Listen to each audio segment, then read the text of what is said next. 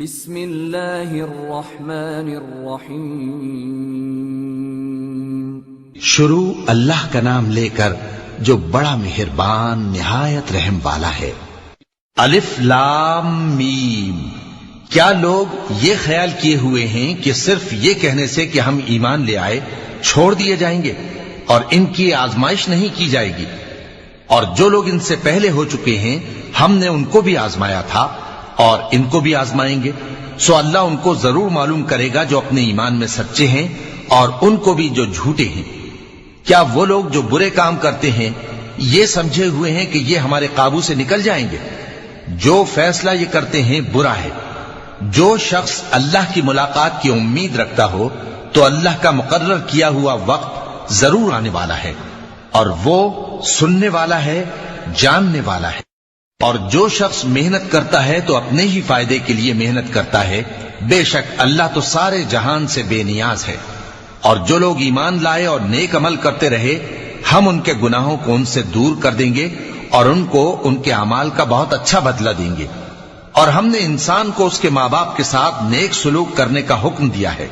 اے مخاطب، اگر تیرے ماں باپ تجھے مجبور کریں کہ تو میرے ساتھ کسی کو شریک بنائے جس کی حقیقت کی تجھے واقفیت نہیں تو ان کا کہا نہ مانیو۔ تم سب کو میری طرف لوٹ کر آنا ہے، پھر جو کچھ تم کرتے تھے میں تم کو جتا دوں گا۔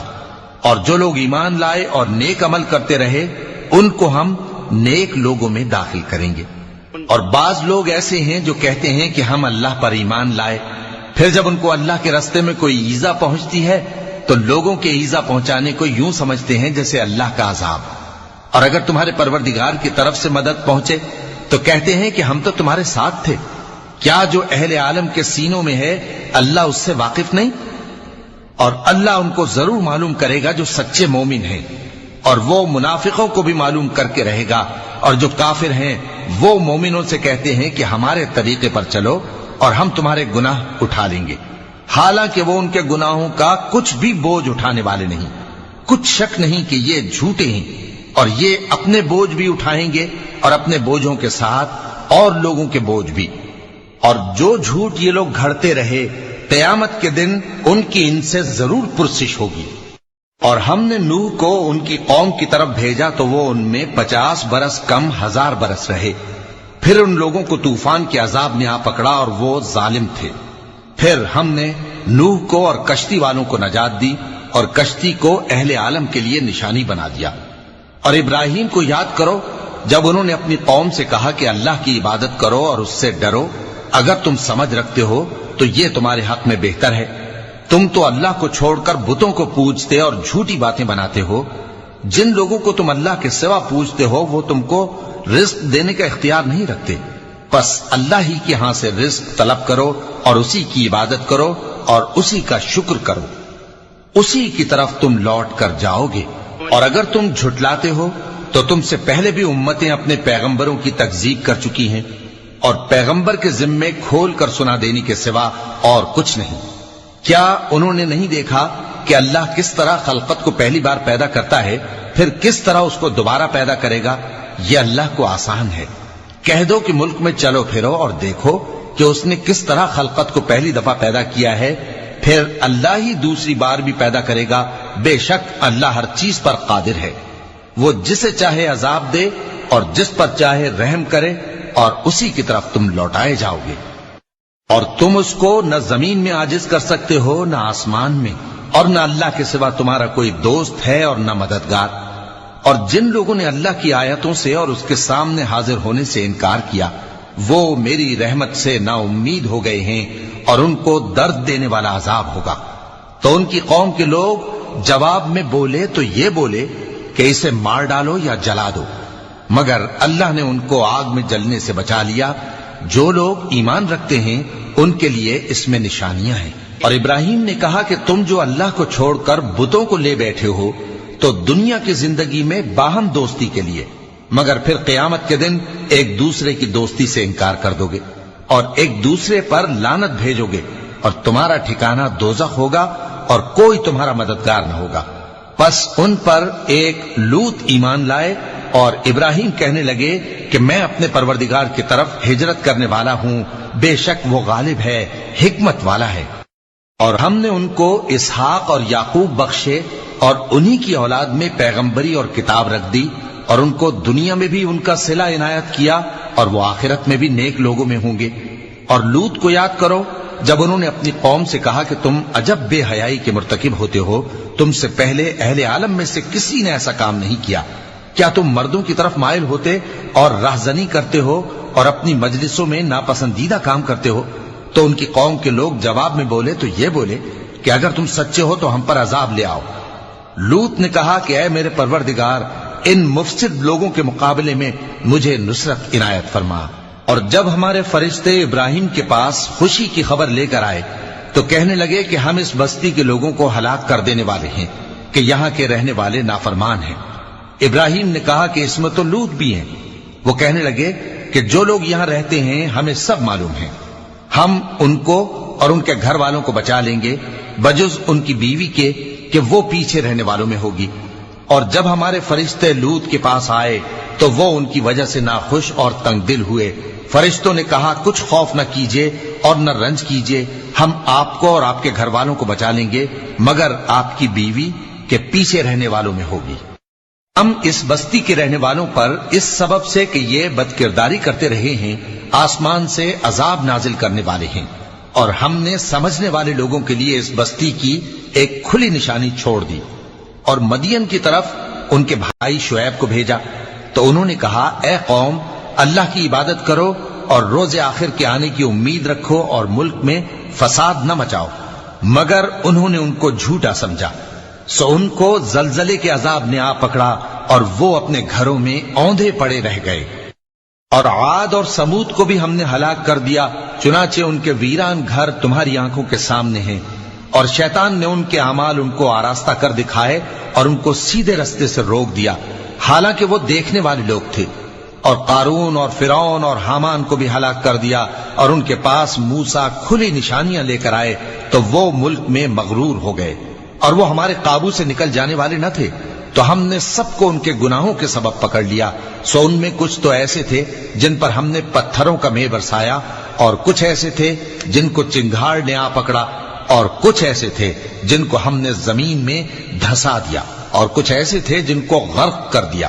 اور اللہ ایسا نہ تھا کہ ان پر ظلم کرتا، لیکن وہی اپنے آپ پر ظلم کرتے تھے۔ جن لوگوں نے اللہ کے سوا اوروں کو کارساز بنا رکھا ہے، ان کی مثال مکڑی کی سی ہے کہ وہ بھی ایک طرح کا گھر بناتی ہے، اور کچھ شک نہیں کہ تمام گھروں سے کمزور مکڑی کا گھر ہے۔ کاش یہ اس بات کو جانتے۔ یہ جس چیز کو اللہ کے سوا پکارتے ہیں خواہ وہ کچھ ہی ہو، اللہ اسے جانتا ہے اور وہ غالب ہے، حکمت والا ہے۔ اور یہ مثالیں ہم لوگوں کے سمجھانے کے لیے بیان کرتے ہیں، اور اسے تو اہل دانش ہی سمجھتے ہیں۔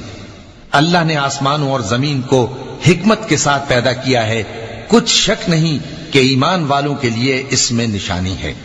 اے نبی، یہ کتاب جو تمہاری طرف وحی کی گئی ہے اس کو پڑھا کرو، اور نماز کے پابند رہو، کچھ شک نہیں کہ نماز بے حیائی اور بری باتوں سے روکتی ہے، اور اللہ کا ذکر سب سے بڑا ہے، اور جو کچھ تم کرتے ہو اللہ اسے جانتا ہے۔ اور اہل کتاب سے بحث نہ کرو مگر ایسے طریق سے کہ نہایت اچھا ہو، ہاں جو ان میں سے بے انصافی کریں ان کے ساتھ اسی طرح مجادلہ کرو، اور کہہ دو کہ جو کتاب ہم پر اتری اور جو کتابیں تم پر اتری ہم سب پر ایمان رکھتے ہیں، اور ہمارا اور تمہارا معبود ایک ہی ہے، اور ہم اسی کے فرما بردار ہیں۔ اور اسی طرح ہم نے تمہاری طرف کتاب اتاری ہے تو جن لوگوں کو ہم نے کتابیں دی تھیں وہ اس پر ایمان لے آتے ہیں، اور بعض ان مشرک لوگوں میں سے بھی اس پر ایمان لے آتے ہیں، اور ہماری آیتوں سے وہی انکار کرتے ہیں جو ہیں ہی کافر۔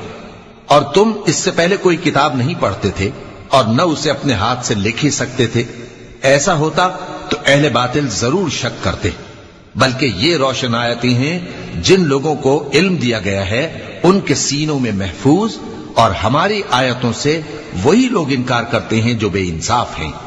اور کافر کہتے ہیں کہ اس پر اس کے پروردگار کی طرف سے نشانیاں کیوں نازل نہیں ہوئیں؟ کہہ دو کہ نشانیاں تو اللہ ہی کے پاس ہیں، اور میں تو کھلم کھلا خبردار کرنے والا ہوں۔ کیا ان لوگوں کے لیے یہ کافی نہیں کہ ہم نے تم پر کتاب نازل کی جو ان کو پڑھ کر سنائی جاتی ہے؟ کچھ شک نہیں کہ مومن لوگوں کے لیے اس میں رحمت اور نصیحت ہے۔ کہہ دو کہ میرے اور تمہارے درمیان اللہ ہی گواہ کافی ہے۔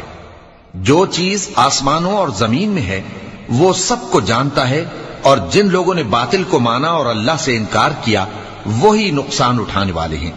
اور یہ لوگ تم سے عذاب کے لیے جلدی کر رہے ہیں، اور اگر ایک وقت مقرر نہ ہو چکا ہوتا تو ان پر عذاب آ بھی گیا ہوتا، اور وہ کسی وقت میں ان پر ضرور اچانک آ کر رہے گا اور ان کو معلوم بھی نہ ہوگا۔ یہ تم سے عذاب کے لیے جلدی کر رہے ہیں، جبکہ دوزخ تو کافروں کو گھیر لینے والی ہے۔ جس دن عذاب ان کو ان کے اوپر سے اور ان کے پیروں کے نیچے سے ڈھانک لے گا، اور اللہ فرمائے گا کہ جو کام تم کیا کرتے تھے اب ان کا مزہ چکھو۔ اے میرے بندو جو ایمان لائے ہو، میری زمین فراخ ہے تو میری ہی عبادت کرو۔ ہر شخص موت کا مزہ چکھنے والا ہے، پھر تم ہماری ہی طرف لوٹ کر آؤ گے۔ اور جو لوگ ایمان لائے اور نیک عمل کرتے رہے ان کو ہم بہشت کے اونچے اونچے محلوں میں جگہ دیں گے جن کے نیچے نہریں بہ رہی ہیں، ہمیشہ ان میں رہیں گے۔ نیک عمل کرنے والوں کا یہ خوب بدلہ ہے جو صبر کرتے اور اپنے پروردگار پر بھروسہ رکھتے ہیں۔ اور بہت سے جانور ہیں جو اپنا رزق اٹھائے نہیں پھرتے، اللہ ہی ان کو رزق دیتا ہے اور تم کو بھی، اور وہ سننے والا ہے، جاننے والا ہے۔ اور اگر ان سے پوچھو کہ آسمانوں اور زمین کو کس نے پیدا کیا اور سورج اور چاند کو کس نے تمہارے زیر فرمان کیا، تو کہہ دیں گے اللہ نے۔ تو پھر یہ کہاں الٹے جا رہے ہیں؟ اللہ ہی اپنے بندوں میں سے جس کے لیے چاہتا ہے روزی فراخ کر دیتا ہے اور جس کے لیے چاہتا ہے تنگ کر دیتا ہے۔ بے شک اللہ ہر چیز سے واقف ہے۔ اور اگر تم ان سے پوچھو کہ آسمان سے پانی کس نے برسایا، پھر اس سے زمین کو اس کے مرنے کے بعد کس نے زندہ کیا، تو کہہ دیں گے کہ اللہ نے۔ کہہ دو کہ اللہ کا شکر ہے، لیکن ان میں اکثر نہیں سمجھتے۔ اور یہ دنیا کی زندگی تو صرف کھیل اور تماشا ہے، اور ہمیشہ کی زندگی کا مقام تو آخرت کا گھر ہے۔ کاش یہ لوگ سمجھتے۔ پھر جب یہ کشتی میں سوار ہوتے ہیں تو اللہ کو پکارتے، خالص کرتے ہوئے اسی کے لیے اطاعت کو، لیکن جب وہ ان کو نجات دے کر خشکی پر پہنچا دیتا ہے تو جھٹ شرک کرنے لگ جاتے ہیں، تاکہ جو ہم نے ان کو بخشا ہے اس کی ناشکری کریں اور فائدہ اٹھائیں۔ سو خیر عنقریب ان کو معلوم ہو جائے گا۔ کیا انہوں نے نہیں دیکھا کہ ہم نے حرم کو مقام امن بنایا ہے اور لوگ ان کے گرد و نواح سے اچک لیے جاتے ہیں؟ کیا یہ لوگ باطل پر اعتقاد رکھتے ہیں اور اللہ کی نعمتوں کی ناشکری کرتے ہیں؟